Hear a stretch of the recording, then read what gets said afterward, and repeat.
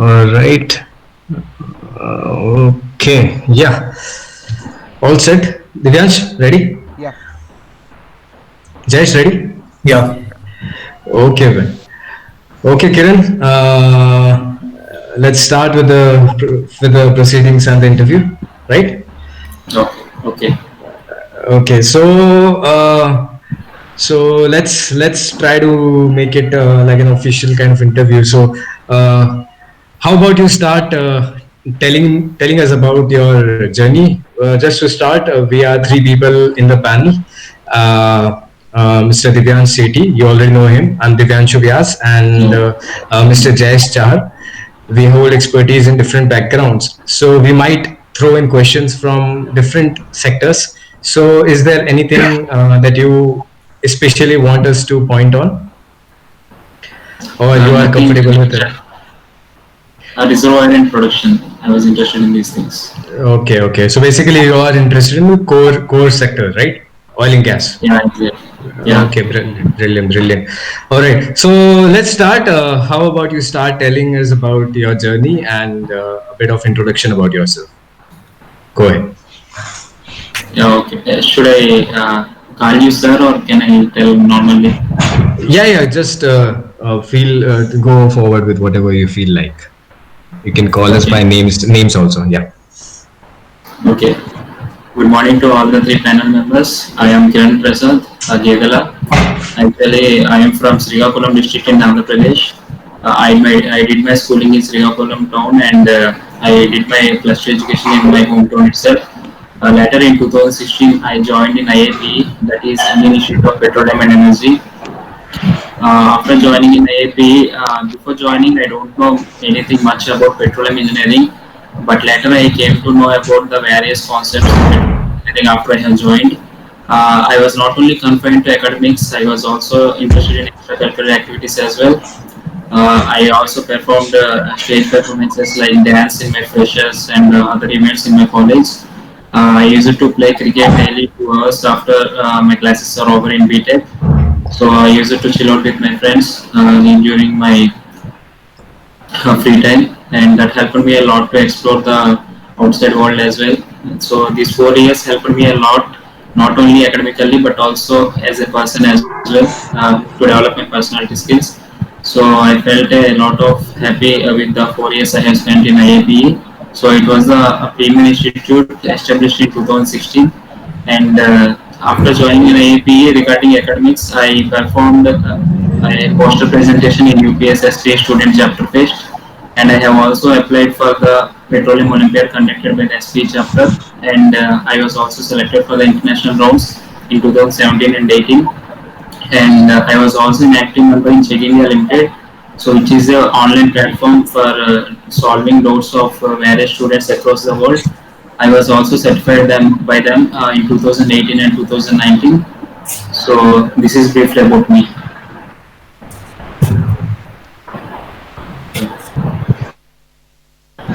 Can you tell me more about your projects you have written, Uh, your schooling and so yeah, my BTech project is based on the EVA screening process, and I have also did two other minor projects like transportation and diffusion in EVA process, and as well as swap pressure effects on the effective circulating density. So while doing the swab operation, means the tripping out operation. So my major project is EVA screening process that I have did in the BTech final year. So it is based on, we have in generally EVA, we have different types of EVAs, and for a particular field based on the reservoir properties and crude oil properties. So the classification of the EVA is done to use which EVA we have to.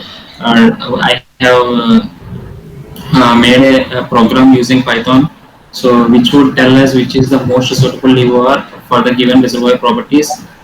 For this, we have used various research papers. We did a lot of literature review and collected various research papers and used the data for our project.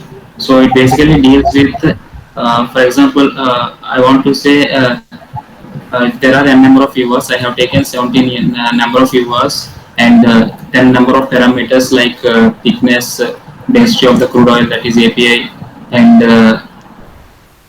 depth of the reservoir, and other parameters. So based on the parameters, we have divided the EORs.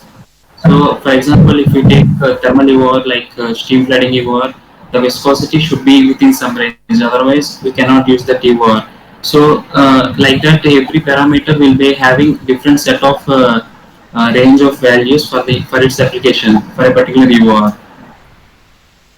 So we have calculated all that, and we have not calculated. We have taken that from the research papers, the all EORs, and we have calculated the accuracy factor.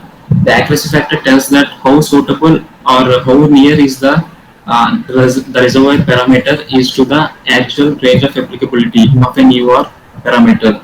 So that we have calculated using the accuracy factor, using normal distribution, assuming an ideal value that is given in the research papers. And we have also calculated the weightage factors.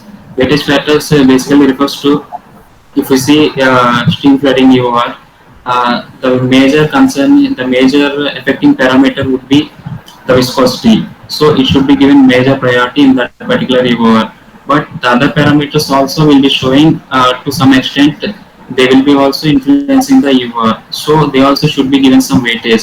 Like this, we have taken a scale of 0 to 1, and based on the percentage that it affects, we have given the weightage factors for that. Kiran, So, yeah. Sorry to interrupt. I'm just curious to know how you are assigning the weightage factors. Like you are, if I'm not wrong, you are providing like top 3 ranks, for example, right? Or Yeah. best UR suggestions that these are the best 3 URs for the given field properties, right?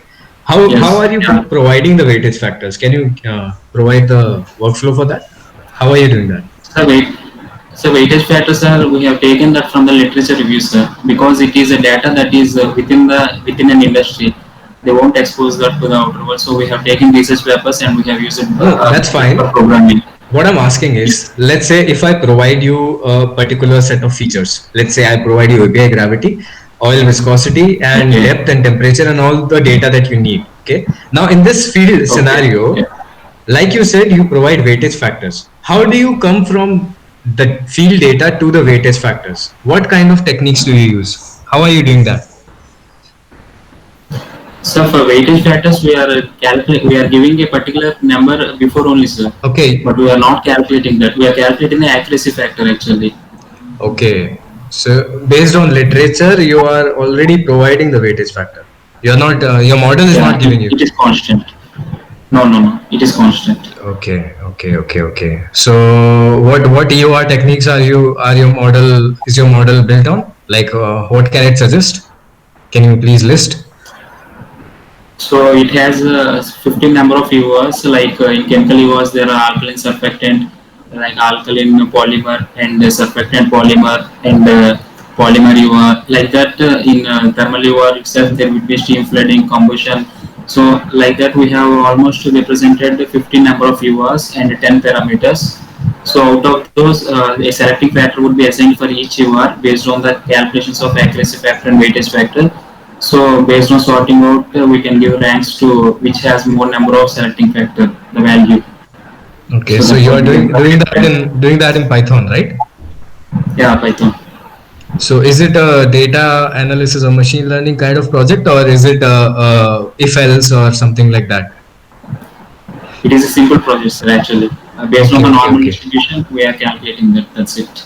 So you haven't used machine learning algorithm in this project? No, sir, we haven't used machine learning. So I'll just ask one question.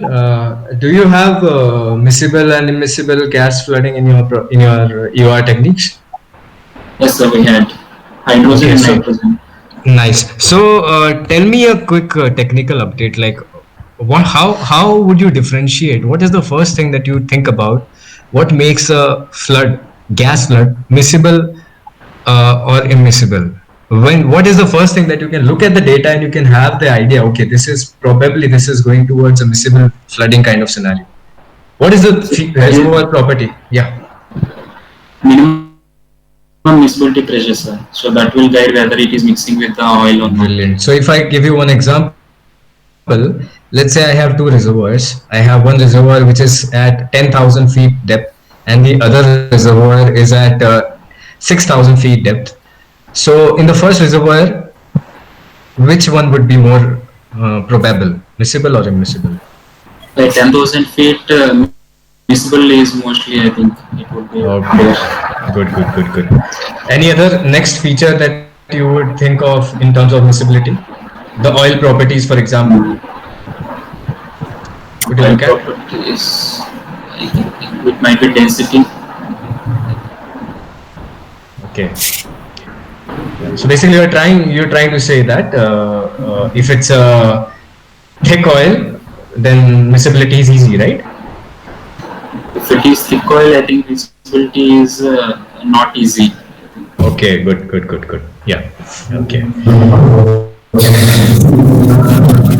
Kiran, you Nice. mentioned polymer So flooding. you are working on this.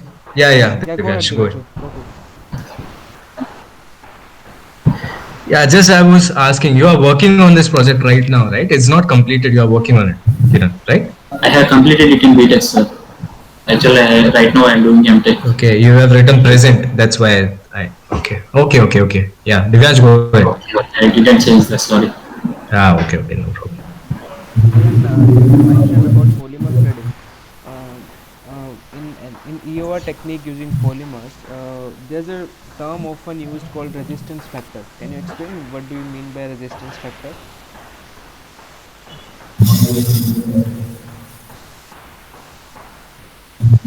I don't have a clarity on the resistance factors. Any idea? Any idea what it is related to? Resistance factors means I think the viscosity of the oil that is present that might oppose the incoming Mhm. polymer. I think that is the resistance factor. Not viscosity, actually it is related to the mobility. Okay, coming on to the next point, do you ever heard of the profile control process in polymer flooding? Profile control. Yeah. No, I don't have an idea about that. Okay. Can you please explain me the Is what it a kind of newer process? yeah in polymer EOR only polymer profile? Oh, No issues. okay, no. Can you tell me something about capillary number, where it is used in EOR techniques? So capillary number is used to tell whether there are favorable conditions for the EOR process to happen. Like it is based on the viscous forces by capillary forces. So if it is more, then there would be more favorable conditions for oil recovery. Okay, so in is there any kind of EOR process present where capillary number is infinite?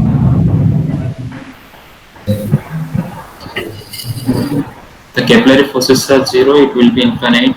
And I think there would be no capillary forces that would be equal to zero. There would be some extent. Are you sure, Kiran? Yes, I think so. Capillary number, please. Can you please repeat what you said about capillary number? It is the ratio of viscous forces to the capillary forces. Okay. I don't ask this, but do you know the formula?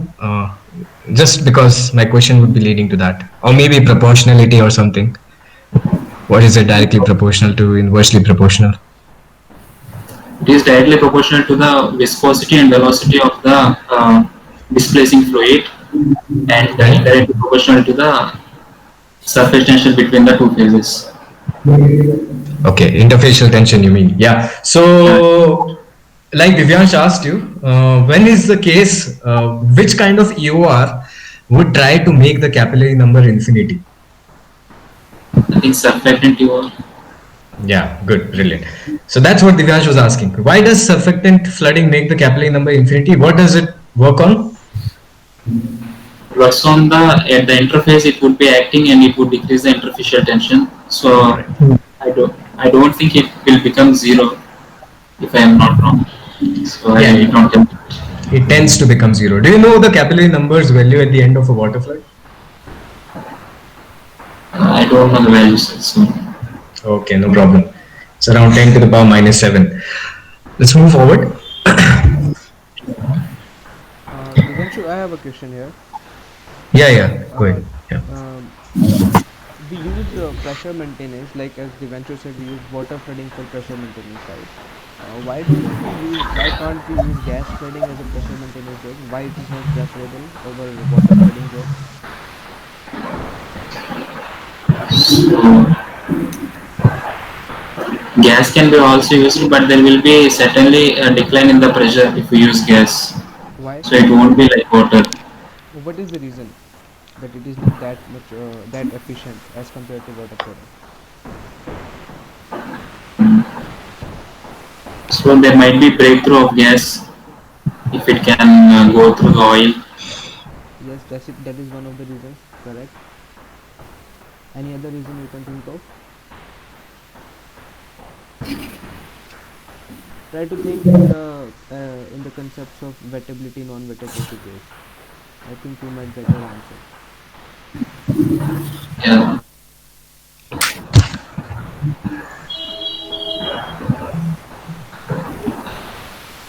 I'm not getting it exactly. Take your time, you will get it. Take 1 2 minutes. I'm sure you will get it. Yeah.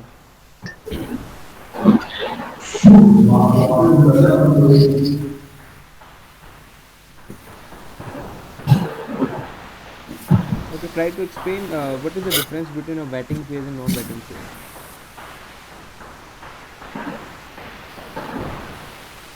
Wetting phase means if the contact angle is less than uh, 90 degrees, it is known as wetting phase. If the contact angle is more than 90 degrees, it is non-wetting phase. Let's say I am someone who doesn't know anything about contact angles. Then how will you explain me the difference between a wetting phase and non-wetting phase?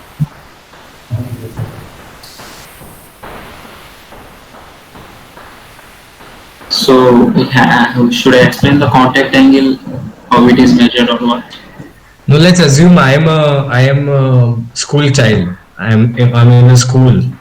How would you explain the wettability? So, if a particular surface is attracted towards the water phase, then it is known as wetting phase. Otherwise, it is known as non-wetting phase. Okay. That is the difference. What about non-wetting phase?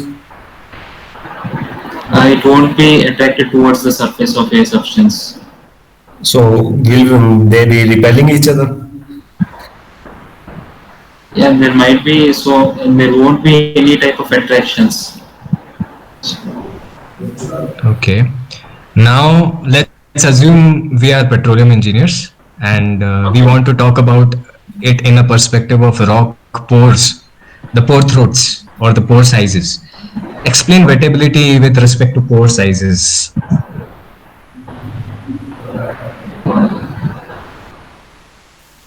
The fluid is wetting phase or non-wetting phase based on that. Should I explain? No, let's assume my wetting phase is water.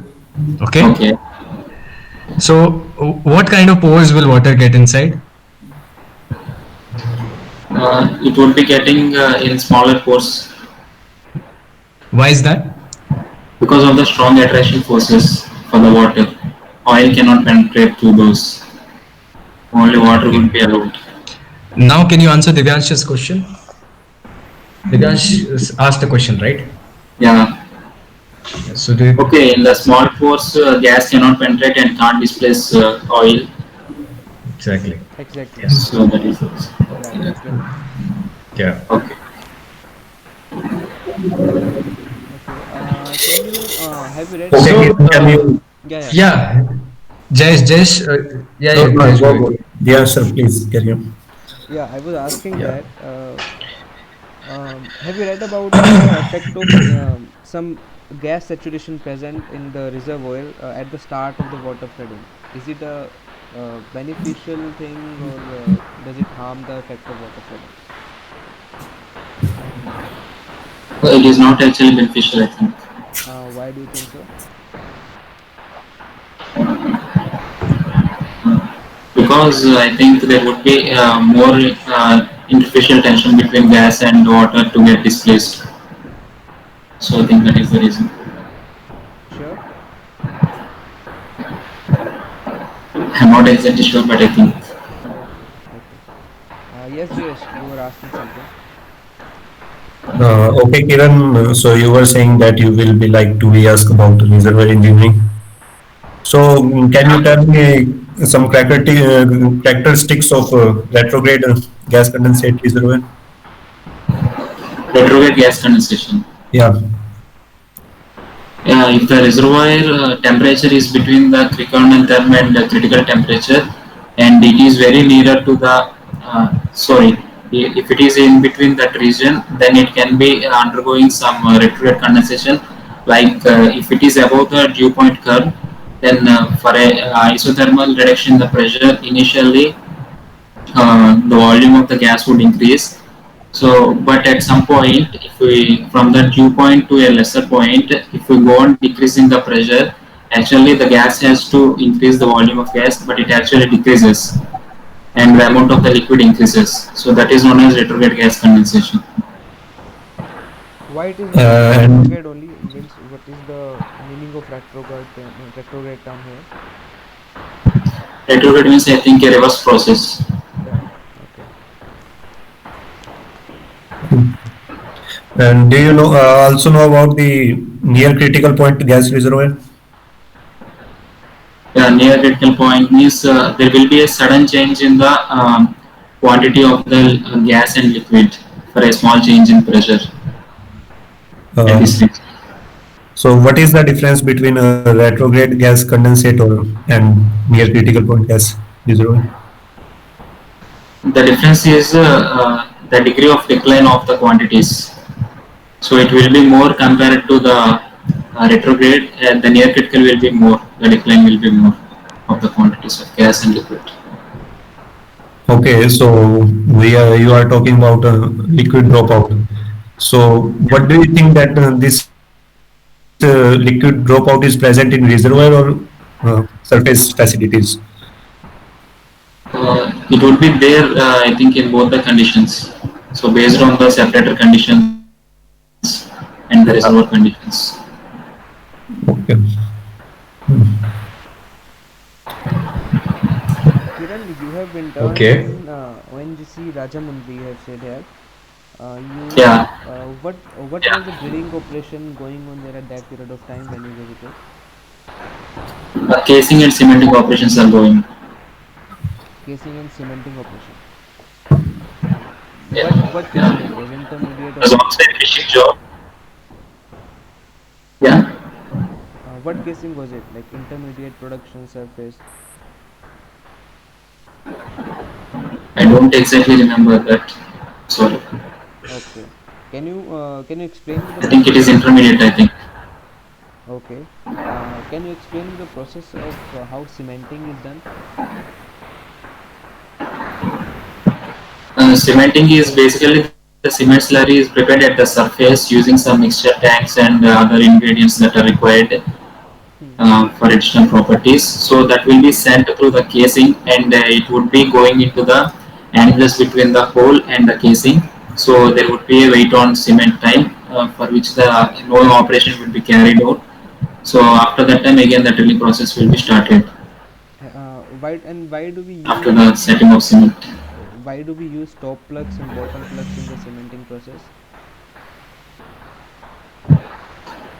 Uh, top plug is used to push the cement downwards, Hmm. and bottom plug is used to just guide. That's it.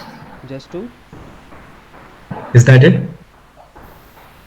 It acts as a just a surface for the cement to go in a smooth manner, I think. And at the required depth, it would break and it would allow the cement to go through it and go into the casing and hole and place.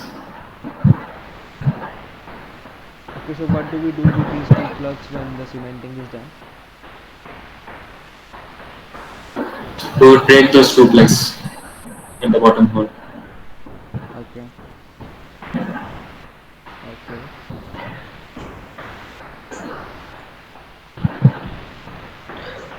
Kiran, do you know what a special fluid is used just that prevents mixing of the displacement and the actual cement slurry? What is that fluid called? Completion fluid. Mm, I think there's another you name for it. sure? Completion fluid is not. Yeah, there's a name. It's not a completion fluid because the well is not yet completed. We are still Yeah. cementing it. We might be in a drilling stage. So completion fluid is like not the answer. Okay, brine solution. No, no. There's a very nice name to it. It the name also fits. It's like it stays in between the two types of fluids. It prevents their mixing. I'm giving you hints. Think about it. What kind of fluid is it? Mm,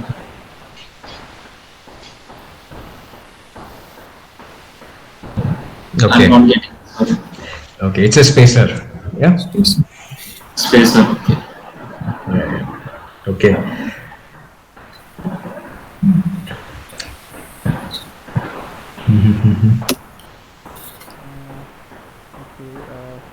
okay. What is the importance of ECD here while drilling the well? While drilling the well, the ECD changes because the static condition of a density is different from the circulating density. So based on that, the pressures, the hydrostatic pressure, all can be calculated during a particular operation to maintain certain pressure within the wellbore. That should be calculated because during some operations, the wellbore pressure might go down and might go up. So we have to calculate that because there might be a chance of kicks and also formation damage. So we have to calculate ECD. When does it go up and when does it go down? During the tripping out operation, the ECD would be going down, and during the tripping in operation, the ECD would be going up. Why so?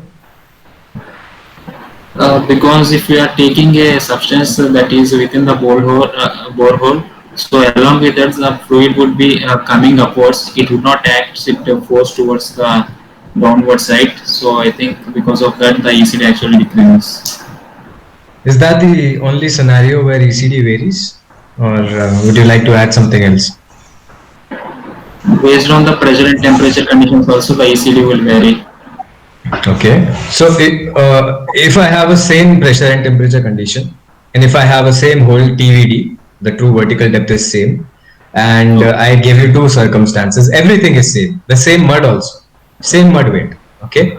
I Okay. give you two examples. In one, the mud is static, and in the other, a circulation is going on. Mud is being circulated just to clean the hole. Sometimes you do that, right? So mud is normally circulated. So let's call the first case as A, where the mud is static. The case B is where circulation is going on. In which case do you think ECD would be higher?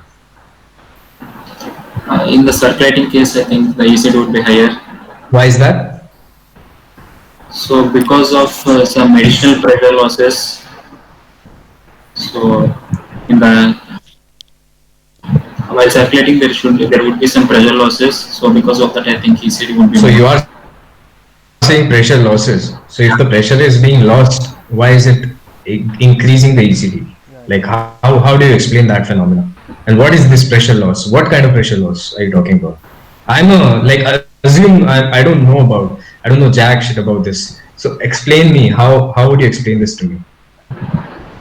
Mm, the pressure losses would be in the annulus. Hmm.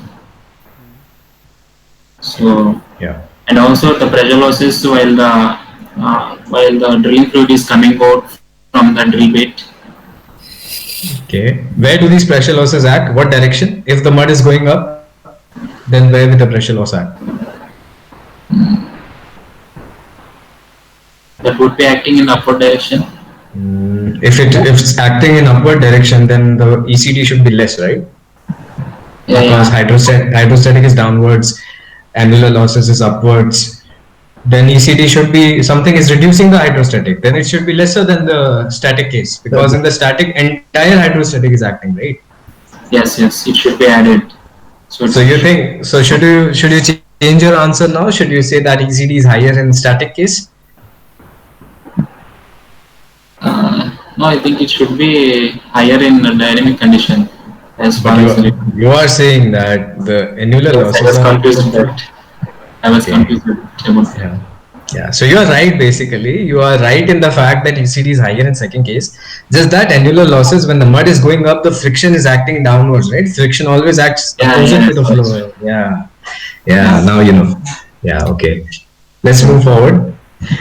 Uh, Jayesh, Yeah. Divyansh, please go. Okay, Kiran, Yeah. can you tell me what is how you can calculate a specific gravity of a gas? Specific gravity of What a is, gas means we what have is to. the gravity of a gas? Yeah. Specific gravity of a gas is nothing but the apparent weight of a gas divided by the molecular weight of air. So that is the specific gravity. And what about a specific gravity of a liquid? It is specific gravity is nothing but the density with respect to water. So So why are we taking density in case of gas? so it is actually density. Molecular weight is nothing but the density per mole. Sorry, weight per mole. So that is also a density. Weight per mole. Weight per yeah mole. 1 mole of gas. So okay. Just imagine you have 32 grams of methane. Okay. Okay. So what will be the specific gravity of this? 32 by 28.96. 32 by 28.96. And Yeah, what is the molecular weight of methane? molecular weight of methane. Yeah. It is 16. And you just said that specific gravity of a gas is molecular weight by a molecular weight of air. Okay, okay. So Yeah. what have you told? It is 32 grams of methane. You have 32 grams of methane at standard temperature pressure conditions. What is the Okay. specific gravity of methane? Yeah, just give us It a is idea 16 how by we will I calculate. 28.96. don't need a numerical value or something. Just give us idea. So it is 16 by 28.96. Okay, so okay, and so it means that our specific gravity of any gas will not be affected by what amount we will take. Yeah. Okay. Hmm. Kiran, what is the difference between resources and reserves?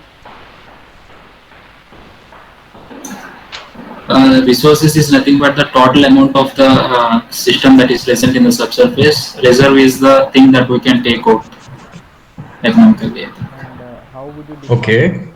how would you define unconventional reservoirs?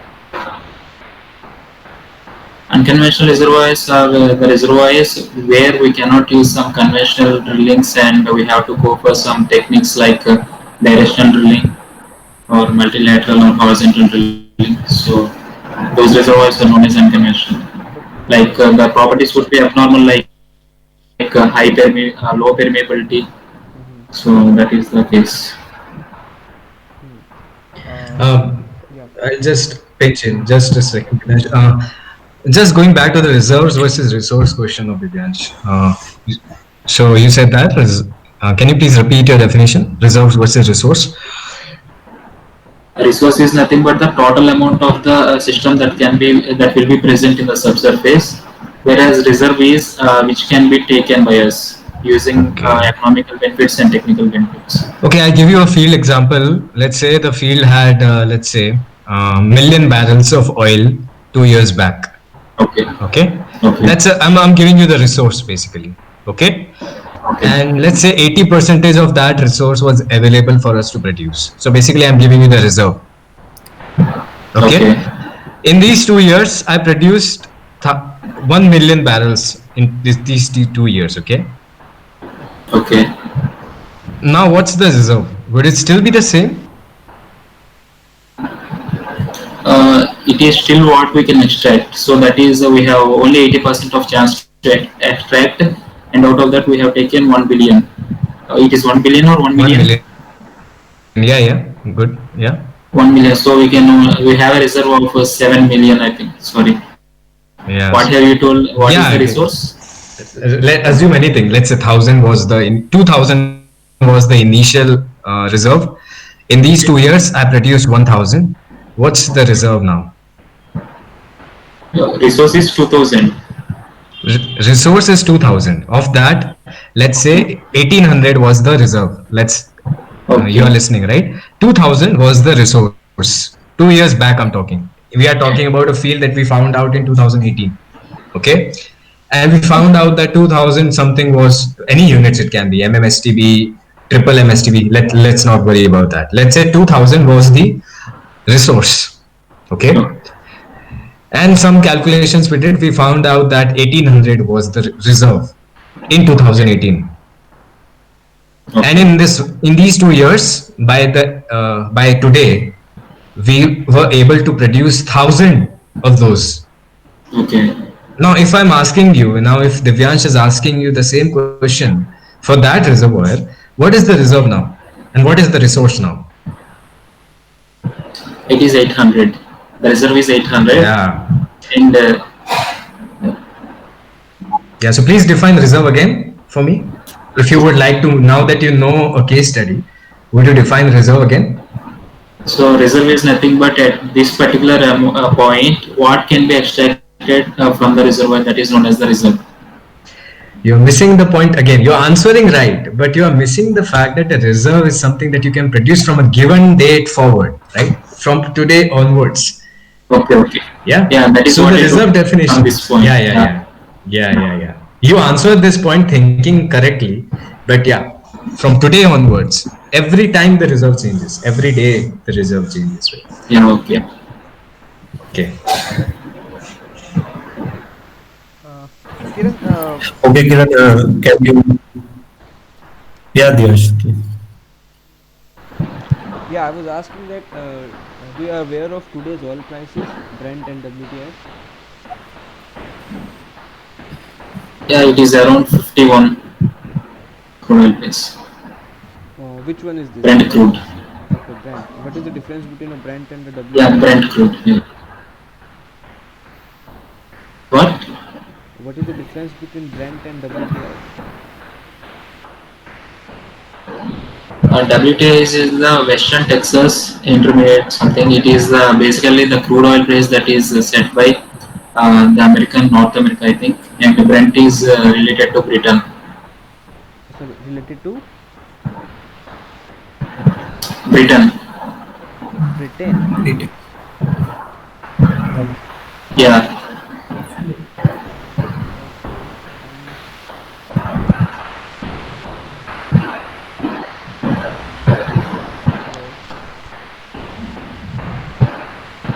Yeah, I'm audible. Yeah, Divyansh. Audible, you are. Yeah.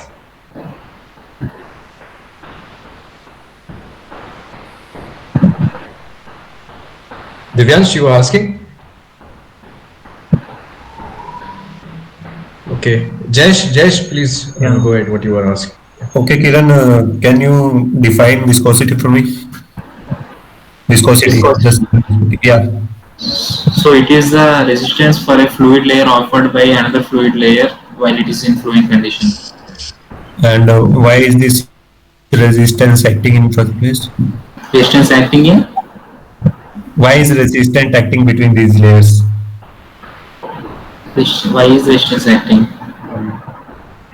Yep. So at the surface of any substance, if we are moving, there would be some relative resistance that will be offered. So I think I don't know what the reason is. Okay, just think basic about it.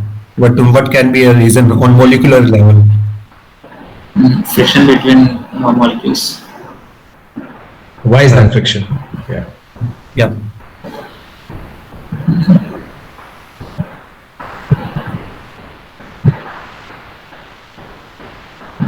Don't remember exactly because of collisions. Okay. Okay. So, can you tell me a major difference between when we talk about viscosity of liquid and when we talk about viscosity of gases? Is there any major difference? You know? Yeah, actually, while heating, if the temperature is increased, the viscosity of oil reduces, whereas for the gas, it will be increases. It will be increasing. While heating. Yeah, while heating, the viscosity of gas will increase. Uh, okay.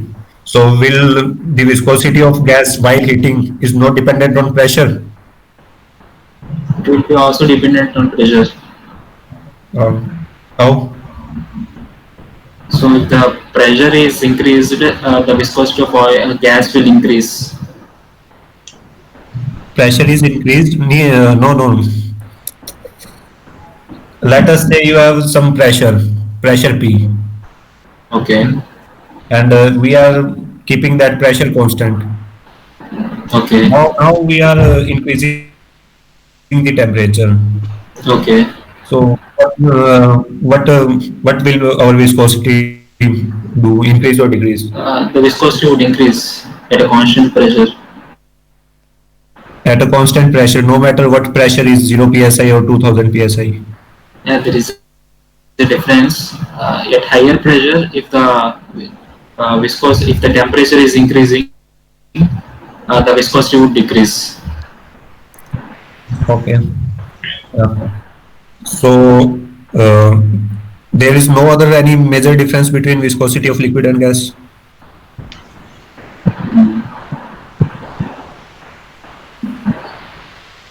With Okay. respect to change in pressure, Why do you think why this kind of effect happens?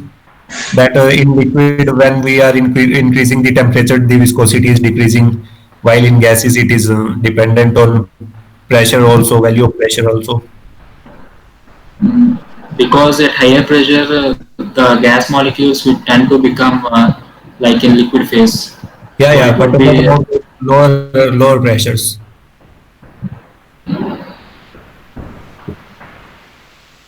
at lower pressures. I think because of the intermolecular separations, Yeah, so more collisions will be taking place. when we increase the temperature, Yeah, and because of that's why higher number of collisions. viscosity is increasing.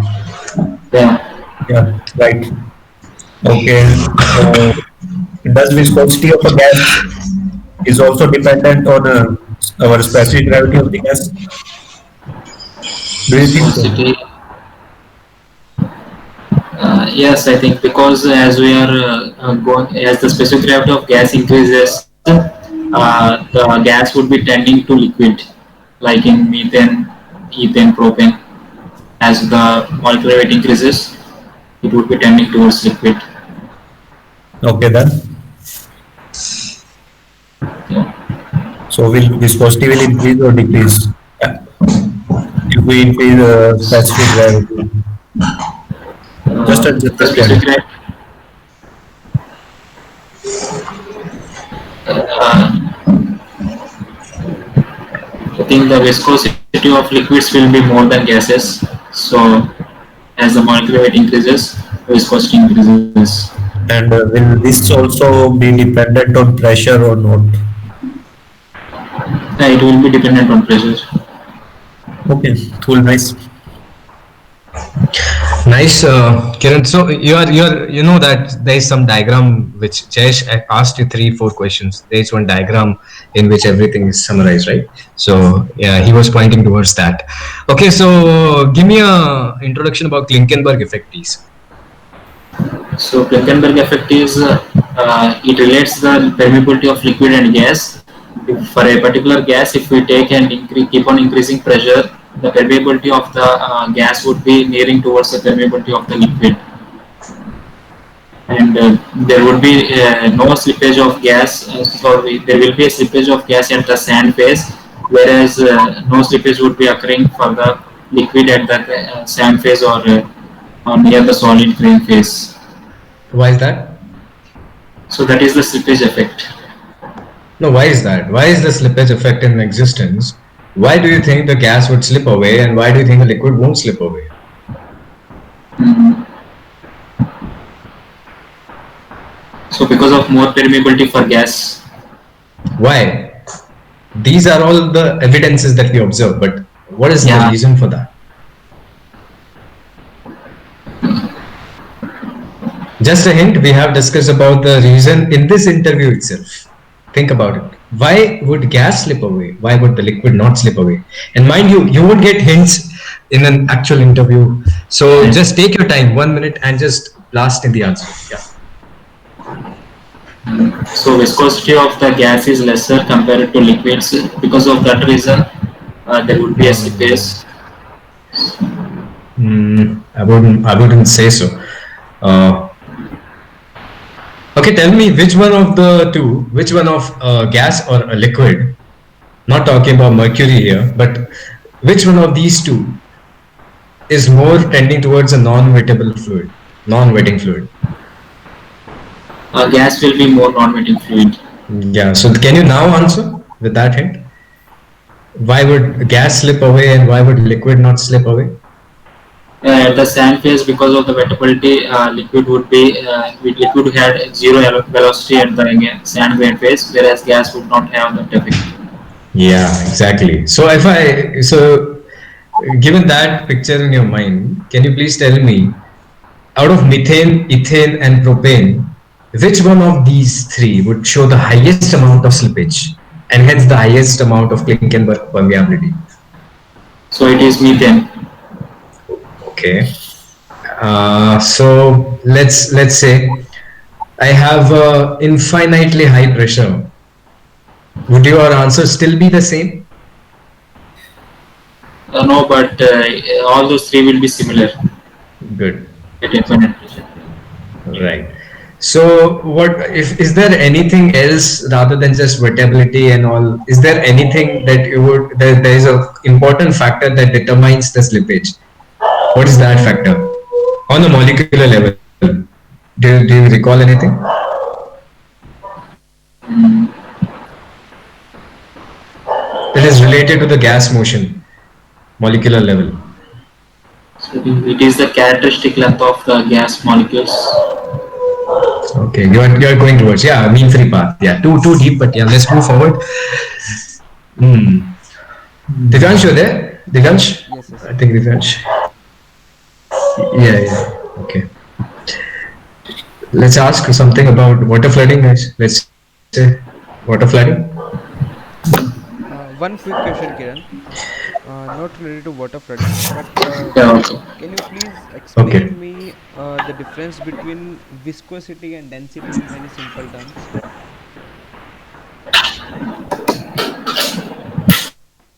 Sorry, Can you explain me the difference between viscosity and density? viscosity and density. Yeah. Viscosity is nothing but the resistance of a fluid that is flowing offered by the layers that are adjacent, whereas density is the mass occupied by a unit volume of a substance. So, No, but you explained viscosity as resistance in the related to resistance in flowing. So how can you explain in yeah, related terms to the density? You are explaining. You are just giving me formula for density. Yes. yeah, relating both the terms. Mm,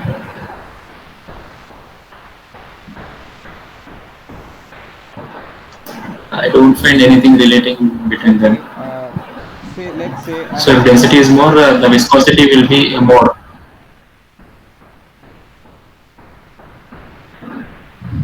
okay. Let's talk of a scenario. So, In my container, I have three kinds of fluids: liquid, gas, or oil, water, and liquid.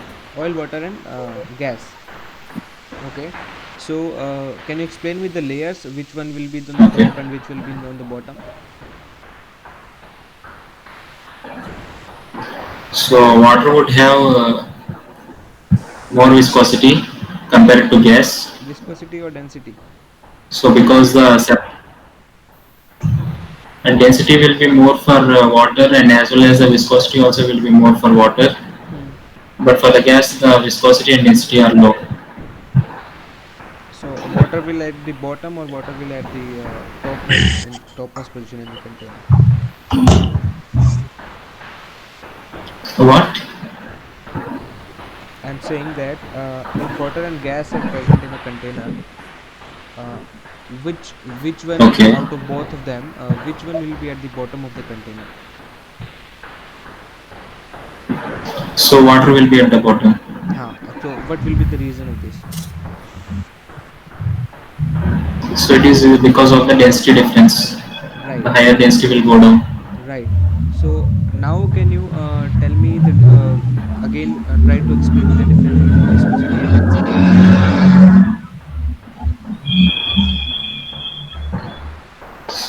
So higher the viscosity, the more will be the density. Then why are you not answering the fluid distribution, saying that gas is at the top because it's less viscous and liquid is at the bottom because it's more viscous? Right. If that's the case, why are you not saying that? So basically, the gravity and the density are related, but not viscosity. So there is something that you have to summarize. There is a line between both of them. That's what I'm asking. Assume this is $1 million question, and I'm asking what is the difference between density, and we know that there is a proportionality. That's why I'm asking you this question. So tell me why. What is the difference? The prime difference between density and viscosity?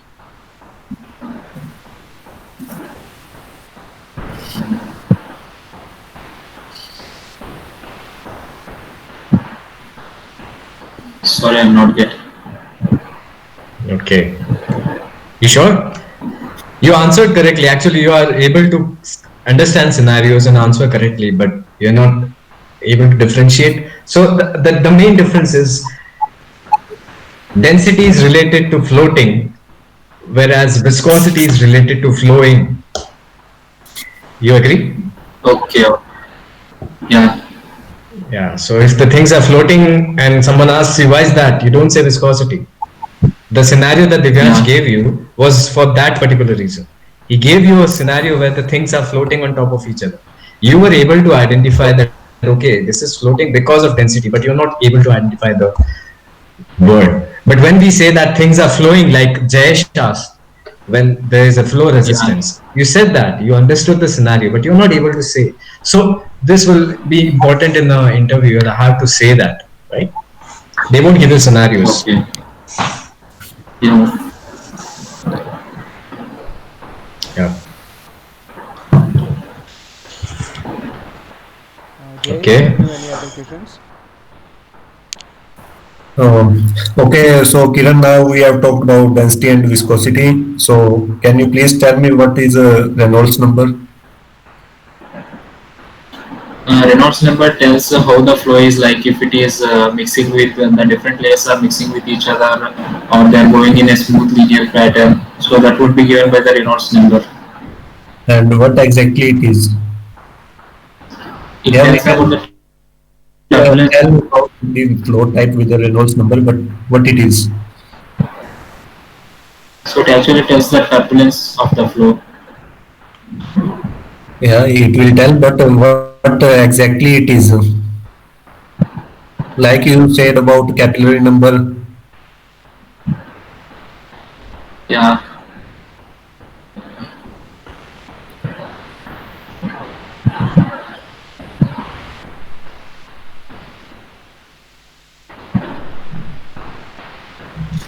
I'm not getting it exactly. Okay, leave it. It is actually a ratio of inertial force to the viscous force, Okay, broadly okay. varying. And from that, we can tell about whether it's a streamline flow or turbulence flow. Okay. Great, great, great. Jayesh, any questions? Any more questions? Okay, from my side. Divyansh, any questions? I guess I am also done with my questions. Okay, Kiran, any questions for us? Or Not anything you want actually. to say or ask or anything you want to discuss? I want what is Divyansh and what is Jayesh doing right now. So I want to get it. Okay.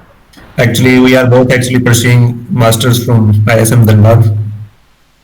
We are in Okay. second year, and Yeah. currently we are doing our projects in machine learning. Okay, okay. Are you all from MIT? No, no, no. We are from No, different actually, colleges. Yeah. different colleges. I'm Okay, from okay. How UPI. did you come in and started this petroleum scratch? Yeah, so we ran a lot of screening and interviews for our team. So I got these guys after a lot of lot of screening. No, actually, Okay. Jayesh is my roommate, and Divyansh I know since 5 years. So we combined together. So Okay. yeah, Okay. It's really a nice thing. Nice platform for us. yeah, Because I yeah. didn't even attend an So interview how? regarding petroleum. So, Yeah. Okay, so we can assume that the interview was here up till now. So if you yeah. want to be informal, we won't record beyond that. Don't worry. So if you want Okay. to ask anything and share anything or ask anything, you can go ahead. Nothing formal. The interview is I officially ended. Yeah.